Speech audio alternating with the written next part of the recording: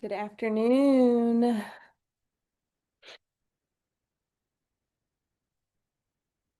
Good afternoon, everybody. Thank y'all for being here at a different time. I know we kind of have switched things up, and I've said it before, and I'll probably say it again that if there's ever any feedback that y'all have on the time that we're doing this meeting or the day or anything like that, especially if you're a faithful meeting attender, I will definitely take it into consideration.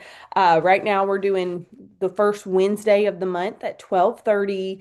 This will be kind of our monthly meeting for our Georgia agents. And I always try to incorporate a little bit of a training in here as well to help with our current agents, new agents, or future agents too. So I'm glad y'all are on today.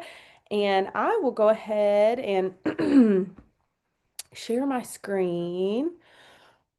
Apologize, I'm a little sick. Let's see. Okay, great. Y'all can see my screen now, I believe. We're going to just start by going into our August announcements and brand kit. If you are newer with our office, we have an agent coordinator that is a full-time employee of Zach Taylor, and her name is Bailey Bonds. She creates this every month for us and has really good information. And if you're here, you probably are interested in what's going on with Zach Taylor. So we like to be very transparent, keep our agents in the loop of updates and things that are happening with Zach Taylor as a company. And then also, again, try to give valuable information to our agents because I've said this before and I'll say it again, but the better that y'all do as real estate agents and the more successful you are, that makes the brokerage successful. So that is what we are aiming for. So here's our August announcements and brand kits. Some important information. We have now branched into South Carolina, and I'm going to be actually the South Carolina broker along with the Georgia broker. So if you are licensed in South Carolina, I know Jace is on today, and she is dual licensed in South Carolina and Georgia. Appreciate you. And if you're licensed in South Carolina or want to get licensed in South Carolina or know any agents licensed in South Carolina, feel free to give me their information or share my information with them. We'd love to talk with them and see what we could offer them to join our brokerage and to branch into that South Carolina office. Right now, we don't have a physical location, not really planning to get a physical location for the near future, but maybe eventually if we continue to grow. A couple upgrades this month, new marketing material, and we are going to display a lot of our Zach Taylor benefits with this marketing material. Our Zach Taylor magazine has been updated. And if you ever have questions on anything that I'm going over, if I'm going too fast or anything, just shoot me a text or an email after the meeting. And we do have new social media templates, and we have a new agent benefit for our agents. So we have a royalty-free real estate media library. What this is a library for all of our agents to become a part of. You should have got an email with the link from Zach. And we encourage our agents to go in, upload photos from events, Zach Taylor events, could be open houses, could be other real estate related events that you have joined into, and upload those photos to our media library. I think it also will accept video as well. And this will just be shared. All of our agents will be able to have access to these photos to use on social media, to use in their marketing, and you don't have to pay any money for it. We're all going to share the good things. So we'd appreciate y'all just signing into that and uploading photos, videos, whatever it may be. This doesn't really apply to our Georgia agents. Priority title, we do have a deal. If I think a couple a couple Tennessee agents joined on. So priority title, we do have a deal for a $2.99 credit, which just so happens to be your fee as well towards closings if you use our in-house provider for priority title. And I just wanted to go over our agent meeting. I try to join into this every single month for our Tennessee office, just because that's where we started. So they typically go over a lot of our upcoming events and just new things going on in the brokerage. They have even more insight than what I do. And some of the things don't really, relate to our Georgia agents, but some do. So if you ever are available during our monthly team meeting, I encourage you to join. Again, if you're in Georgia, South Carolina, Chattanooga, wherever you aren't local to Murfreesboro, you can just join via Zoom. Any of our any of our trainings and meetings are available to any of our agents, no matter the state. So we did that meeting yesterday. I like to join in and just kind of give you all a recap of what's going on in Middle Tennessee because ultimately it does affect us within the brokerage. So a couple new things coming. We've got an updated dashboard for all of our agents that should be coming within the next 2 weeks or so. This is going to be so much more streamlined and have a little bit more of a luxury look about it. So anyway, be on the lookout for new dashboard coming. We have new marketing materials that are coming to our agents. I know Zach went over these in one of our broker meetings, and they have spent thousands of dollars on new and upgraded marketing materials for our agents. So, again, take advantage of this money that the broker just spent to try to help you. And probably links and things like that will be on that new dashboard. We do have a new hire in our Middle Tennessee office. His name is Clint Mullins. He's going to be over our growth. So I know we're growing. We've hit over 500 agents as of this week, I believe. And if you need anything related to our company or growth or have any suggestions, Clint Mullins will be the new contact that you have for that. I'm sure they'll kind of incorporate him in other areas as well. Also, during this meeting, Nextdoor Photos did a presentation. It was recorded, so I'd recommend that you go back and watch it if you're curious about Nextdoor Photos. I know they have locations all over the place. I use them here in Atlanta. I know they're in Tennessee, Chattanooga. I'm not sure about Augusta or South Carolina, but we can look into that. But regardless, Nextdoor Photos is who I use quite a bit for real estate photography. They have great prices. They're consistent. They do a great job. So look into that. And again, you can go back and watch this meeting. I'm sure that it was recorded. Couple training classes coming up. We have Peachtree Financial. Again, any of our agents, no matter your location, can join any of our classes via Zoom if you'd like. Same link that you use for this meeting as well. So financial planning for real estate agents, Vulcan 7 on the 14th of August. And this is a lead program that our company is introducing. So if you are interested in leads, you may want to look into this. Mastering your listing presentation on the 21st. And then Patrick Jones with First Banks is going to be teaching loans and contract tips for underwriters approval on the 28th. So if you're interested a little more in the loan process and want to hear some more insight on that, the 28th you should join. Here's our Chattanooga training classes as well. I won't go through all of these, but you have them here for reference. And our Georgia training classes, we have this the first Wednesday of the month as of right now. And then I want to remind y'all of the monthly meetup for our Georgia agents at the Coca-Cola Roxy for FMLS Showcase. I'm going to click this super quickly and just show y'all kind of what kind of a scale this event is. I highly encourage you, if you are around the Atlanta area, to please, please, please try to attend this. This is some photos from our meeting last year. It's a great networking opportunity. There's a panel of professionals and people from all over that can help us out as real estate agents. And again, just a great time to connect with other agents, other vendors, and I just really found it super informative whenever I went to this last year. And I will be there if you are planning to go and would like to sit together. It's kind of an auditorium style. So if you'd like to sit together, just shoot me a text or an email so I can make sure I have some spots for our agents. Um, Again, this just kind of recaps the scale of this event. Here's our brand kit. And congratulations to our top producers for July. Excited to see some familiar faces on this unit sold and sales volume sheet here. We now are doing the top 30 of our agents on our top producers each and every month. Just because we're growing so much, we can't keep it only to, 10 or so. Zach has a great real estate YouTube channel that he does a lot of trainings on, hundreds of great videos. If you ever just are bored or want to, improve yourself a little further in this, watch his YouTube channel. He's got some great insight on things. Dot loop and compliance, and connect with us on social media. Y'all know all about that. Okay, so I'm going to get into our training for today.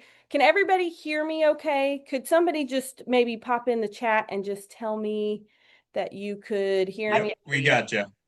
Perfect. Thank y'all so much. All right. So today I'll make this pretty short.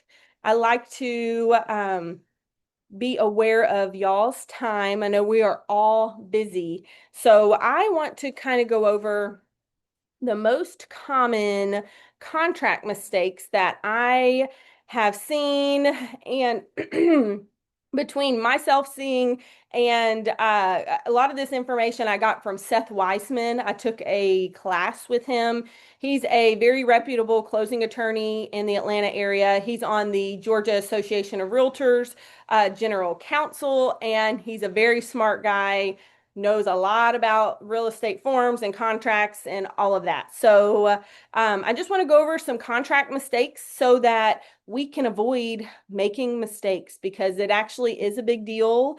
You're dealing with people's houses, you're dealing with people's money, you're dealing with your own money, because you do want that compensation if you're going to put the work into this career. So we don't want to make mistakes. So I'll get right into this. Why should I care if I'm y'all, if I'm me as a realtor, why should I care about these mistakes, or, why does it matter? So there are several implications for realtors if you make, these common mistakes in your contracts. Number one, and we don't need to be scared, but we do need to think about these things so that we are on our A game, so to speak, and not just carelessly, filling in forms, writing contracts, etc. So there is a legal liability. So realtors, of course, can face lawsuits for errors, omissions, or negligence in the handling of contracts. Financial consequences, of course. If a contract's voided or a deal falls through due to an error, the realtor may lose their compensation or face penalties. So we do not want to miss out on our compensation. As we all know, our compensation, which used to be called commissions, is our base salary. We don't get paid unless the deal closes. So we don't want to miss out on our compensation. Reputation damage. So if you have repeated mistakes, word kind of starts to spread. Unethical behavior, it could damage your reputation. This could lead to loss of business or disciplinary action by licensing boards. I'll also say if you do repeated mistakes, unethical behavior, Zach Taylor's not going to keep you on for very long after you have repeated issues going on. So just be advised, we're not here to get anybody in trouble, but you want to be sure when you're writing contracts that you're taking the time to actually, not make a million mistakes. Of course, license risk. Serious or consistent mistakes can also risk your license, especially if it results in a legal action or a consumer complaint against you. I always say we want to be ethical, we want to be honest with our clients, but we also want to be ethical and honest with any other party that we come in contact with when we're dealing with these transactions. Being proactive and reviewing your contracts carefully, staying updated with changes in the law, and clear communication can mitigate these risks and prevent costly errors. We all will be glad to just get paid, no lawsuits, no issues, all the things. All right. So we'll go right into this. Number one, most common mistake in a contract, and this isn't necessarily like number one, like this is the most common. We'll just go through, I have 15 of these and we'll just go through them. They're not in any type of order. Including multiple legal descriptions in a contract. So if you include multiple legal descriptions in a contract, and we all know, on a Georgia Association of Realtor form, it's like at the very top, we're going to describe what property that you're selling or buying, and you're not able to just put an address there. You have to actually give a legal description for the property because addresses can be incorrect. There can be discrepancies. It's just, a good idea and keeps your contract valid to have a legal description. But you don't want to put more than one because, of course, this can invalidate your contract and can contradict one another. So, meets and bounds, you can do a deed attached to the contract. You can do a deed book and page reference. But again, when these boxes are here, don't check multiple boxes. We just want one legal description for a property when you are going to sell or buy. Number two, terminating a contract too soon. So if a seller terminates a contract for a buyer failing to turn in their earnest money before the buyer actually has a chance to cure the default, which is 3 days with most of our attorneys here in Georgia, then you technically could. I really don't know the implications of that, but just know that's a mistake. You want to make sure the buyer has a right and a 3 day period at least to cure this default. Number three, seller or buyer terminating the contract early with a home sale contingency. So, if a property is being sold subject to the sale of another property, we call it a home sale contingency. The buyer's contingency will automatically terminate, and that is the day of the closing if the property does not sell. So there's no need to terminate that contract.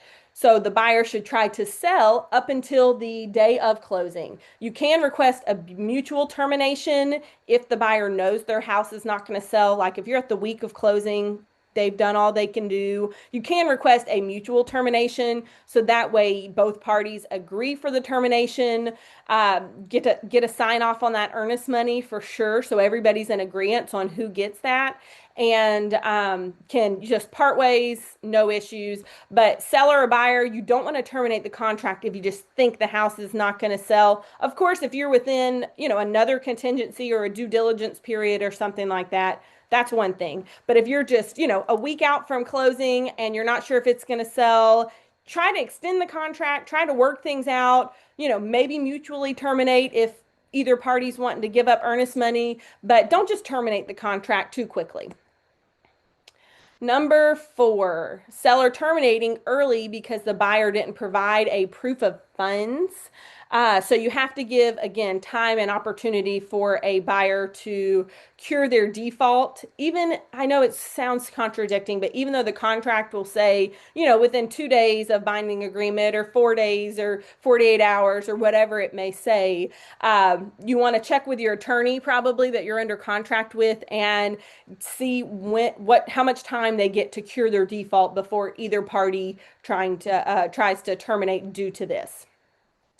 Number five, seller terminating the contract the day of closing rather than waiting until the next day. So I actually today, August 6th, woke up this morning to a terminated contract in my inbox, and today was our closing day. This has happened way too many times to me recently, but I knew in my heart and head that I wasn't going to send a termination to them today, even if they did decide to terminate and until at least tomorrow, because the buyer could unilaterally extend their closing due to a financing issue, a lender issue, attorney issue, etc., up until 8 p.m. the day of closing. So just know that. Write it down if you need to. Buyer can unilaterally extend the day of closing up until 8 p.m. So do not unilaterally terminate a contract just because a buyer is like threatening or whatever. It's unfortunate. It's supposed to be payday today, and it is. It's not. It's going to be another long month and a half or so till till that one sells, I guess. Number six, agents relying on text messages or verbal agreements instead of having everything in writing. Notices from agents are meaningless. So I'll repeat that again. Notices from agents are meaningless. I actually had recently a buyer's agent reference a text message and send it to a closing attorney as proof of, an earnest money dispute. And I'll just let you know that they did not have a leg to stand on when they submitted a text message to a closing attorney because the closing attorney just wants a valid and binding agreement. They don't care what I texted them, what I promised them. I didn't lie, of course. I'm not, I didn't go back on my word, nothing like that. But again, if a seller says, "Hey, we'll do these repairs," and the buyer doesn't get it in writing and the repairs are not done, they're up a creek. So if you're a buyer's agent, make sure you get everything in writing on a form. Do not trust a text message or verbal agreement to be a leg to stand on when it comes to a dispute situation.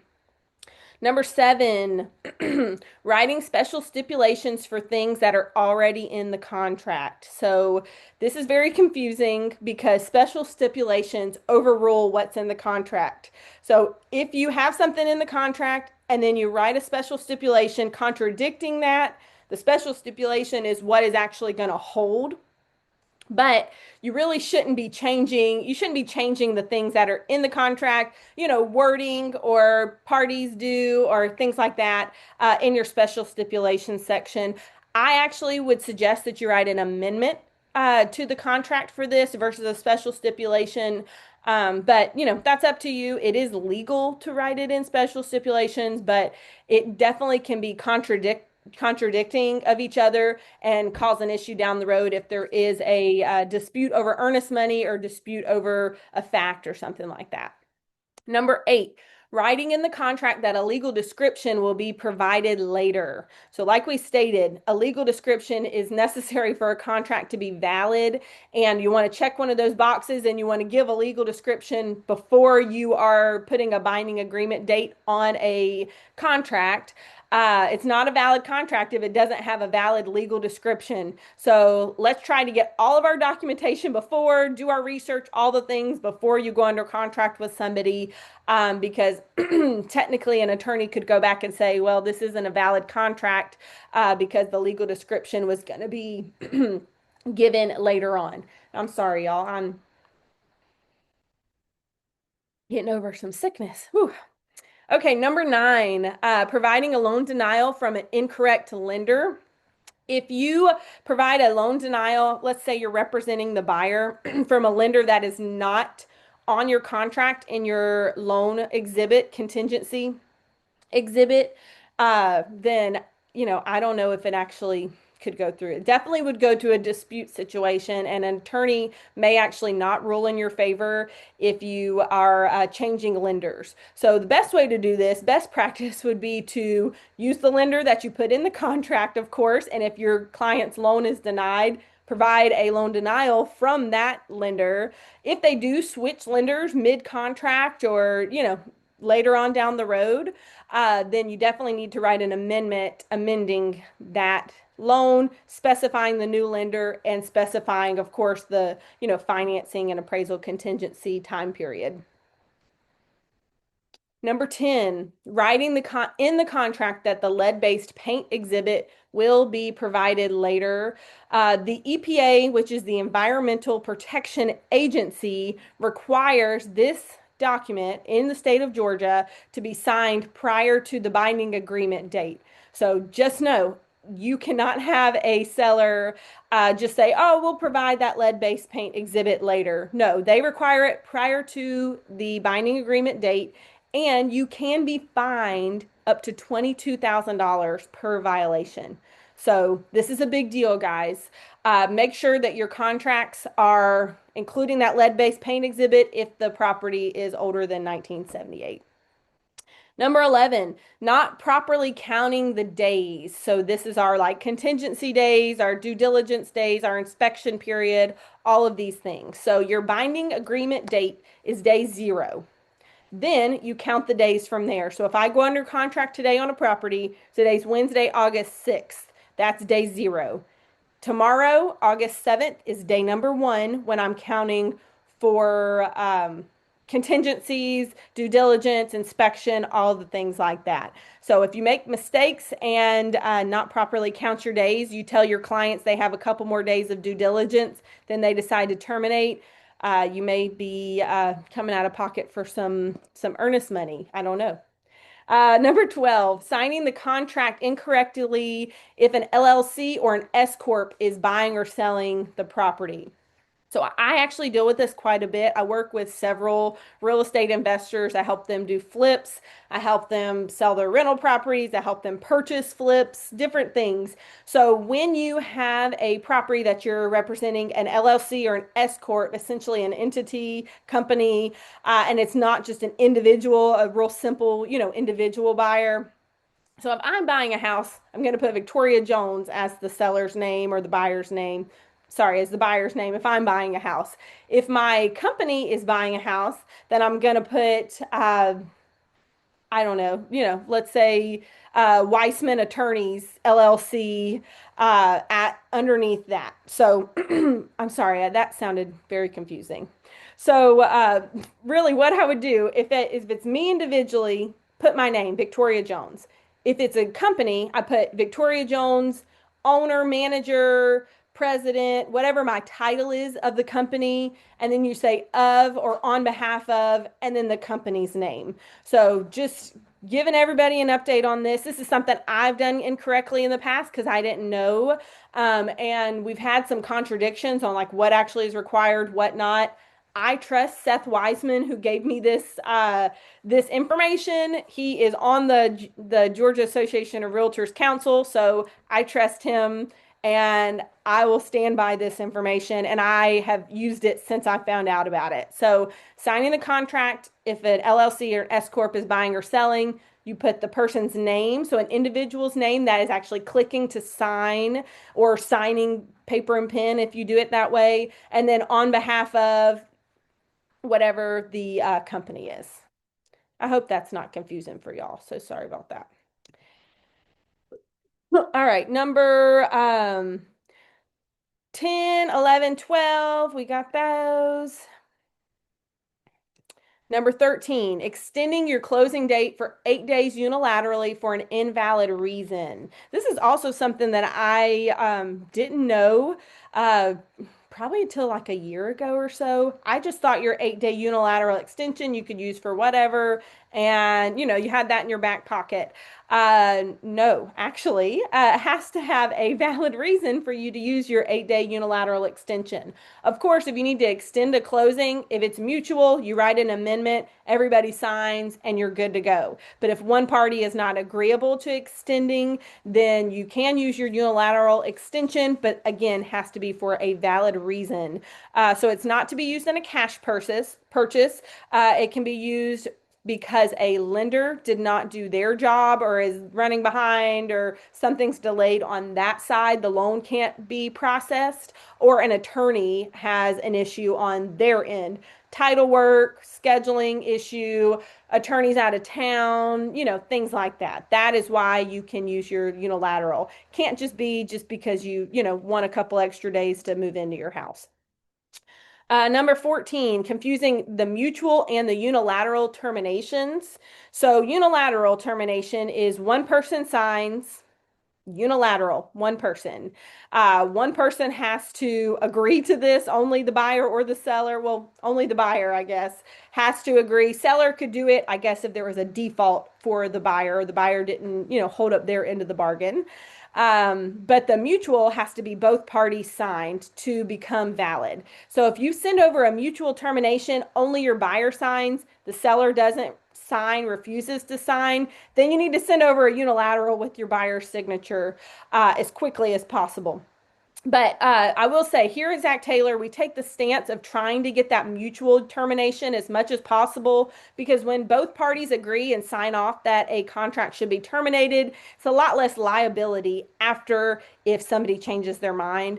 If you use a unilateral termination and let's say the seller doesn't, want you to terminate, but you terminated unilaterally, they might could fight that. And I've heard of crazy stories where they actually like force a buyer to close on a property if they did something wrong. And let's just not get into that. Let's try to mutually terminate agreements when at all possible so that there's not a big fight for earnest money, there's not a big dispute after, there's no lawsuits, etc. Number 15, signing an amendment to address concerns after a due diligence period. So if you submit, representing a buyer, you submit an amendment to address concerns, an ATAC is what I call it, after your due diligence period. First of all, it says it in big bold letters at the top, not to be used unless you're within your due diligence period. But if you are like some agents and just fill in the blanks on contracts and you don't really read what you're, filling out and signing up for and all the things, then just let this be your warning. If you send an amendment to address concerns, even if a seller signs off on it and it wasn't during your due diligence period or your inspection period, as some people call it, then it's not necessarily enforceable. So it's really sad, but don't do that. If you want seller to take care of repairs or a price reduction or something like that, and you're not within your due diligence period, you can still do an amendment and everyone sign, it'd be mutual, and that can be valid. But if you do an amendment to address concerns, which is a Georgia form, I don't know the exact number off the top of my head, but if you use this form, make sure it's within your due diligence period. Just before I let y'all go, attention to details can save a deal. Whether it's making sure all signatures are in place, verifying the dates, or confirming contingencies are properly stated. These details, like I've told y'all, can make the difference between a smooth closing and a deal falling apart. It's not just about getting the paperwork done, it's about getting it done right. And real estate agents are more than just, paper pushers. I would suggest if you're not comfortable with paperwork, maybe you hire a mentor. Sarah Perez is our Georgia mentor. She is excellent at paperwork and she would definitely help you with that for your first few deals. Also, you can hire a transaction coordinator that can handle your paperwork for you. But again, we want to catch the little things now so we can avoid costly mistakes. I went through, the repercussions of these things, and you don't want to lose your real estate license over just doing a simple stupid mistake. We want to ensure our clients are protected also because you want to ensure that your reputation is good and it stays good around the real estate world and around your clients, your colleagues, all of that. So let's remember, in real estate, it's the details that make the difference between success and failure to get to closing. And here's my information. I've got my website here. I don't know why I put that there, but my email address, my phone number, in case y'all have any specific questions on anything I went over today or anything Georgia real estate related, South Carolina real estate related, I am happy to help. Does anybody have any questions before I let y'all go this afternoon? Hey Victoria, I do, but it's not relevant to your training if you have a sec afterwards. Yeah, Ross, just give me a call or text me. That's totally fine. Sounds good. Thank you. Thank you, sir.